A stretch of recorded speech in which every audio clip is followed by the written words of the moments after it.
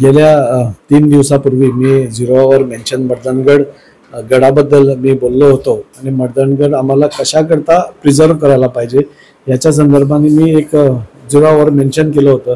पण सतत मनात एक हे होतं की सरकारचा याला सपोर्ट पाहिजे, तर आम्हाला रेझोल्युशन घ्यायला पाहिजे आणि त्या दृष्टीने मी रेझोल्युशन मांडलं पुढे की असं असं जी छत्रपती संभाजी महाराजांची जी लेगसी आहे, त्यांचा जो धैर्य आहे, शौर्य आहे, त्यांचा जो पराक्रम आहे आणि गोव्याच्या संदर्भात त्यांच्या हिताच्या संदर्भात त्यांनी जी जी पावली आमच्या संस्कृती राखण्याच्या दृष्टीने उचलली, त्या दृष्टीने त्याचा योग्य तो हे व्हायला पाहिजे. आणि त्याकरता आम्ही मागितलं आहे सरकारकडे की हा जो गड आहे त्यांचा, जो त्यांनी स्वतः बांधलेला गड आहे, जो त्यांनी गड तर खूप जिंकलं हे आम्हाला सगळ्यांनाच ठाऊक आहे.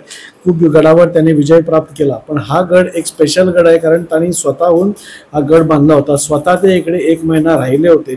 सो गोव्याच्या इतिहासात म्हणजे फ्रीडम स्ट्रगलमध्ये त्यांचा पण एक खूप मोलाचा वाटा आहे हे आम्हाला वाटतं. आणि त्याकरता आमच्या पुढल्या जे यंगस्टर्स आहे, नाहीतर पुढली पिढी आहे, त्यांच्यापर्यंत हे पोचायला पाहिजे की आपल्याकरता कोणी त्याग दिलाय, कोणी सॅक्रिफायसेस दिले आणि ते करायला बघितलं तर तो किल्ला परत एकदा रेस्टोर करायला आम्हाला वाटलं की ते योग्य दिशेने ठरेल.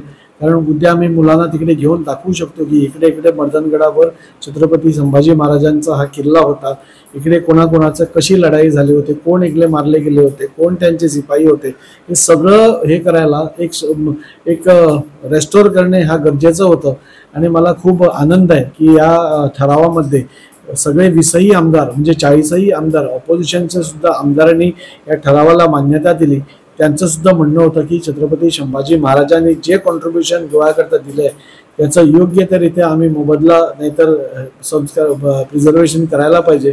त्यांनी पण या ठरावाला मान्यता दिली आहे आणि असा करून सर्वसंमतीने मर्दानगड फोर्ट परत रेस्टोर करायचं हे आम्ही निर्णय घेतला. आज हे सगळं चाललं असताना आम्ही महाराष्ट्रात जे केलं आहे म्हणजे आपल्या फोर्ट्सला प्रिझर्व करायला त्यांनी कसं एक प्राधिकरण केलं आहे, तसंच गोव्यामध्ये पण ह्या फोर्टच्या संदर्भात प्राधिकरण करावं आणि हे प्राधिकरण करून म्हणजे युनेस्कोकडे फंड घ्यायला जे काही सोयीस्कर आम्हाला वाटेल ते करून घेऊन युनेस्कोचा फंड या सगळे आमचे जे किल्ले आहे, कापदेराममध्ये आहे, कोळवाळमध्ये आहे, बेतूलमध्ये आहे, जे थोडे एकदम दुर्लक्ष म्हणजे त्यांच्यावर दुर्लक्ष केलं गेलं आहे, त्यांना निग्लेक्टेड आहे आणि तसा फंड नसल्या कारणाने ते त्यांची आणखी हे झाली आहे. सो हे सपोज युनेस्कोकडून आम्हाला नॅशनल हेरिटेज म्हणून फंड मिळाले तर हे सगळे किल्ले आम्हाला जास्त बऱ्या पद्धतीने संवर्धन करायचं मिळेल याकरता इथे प्राधिकरण करावं अशी मागणी पण केली आहे.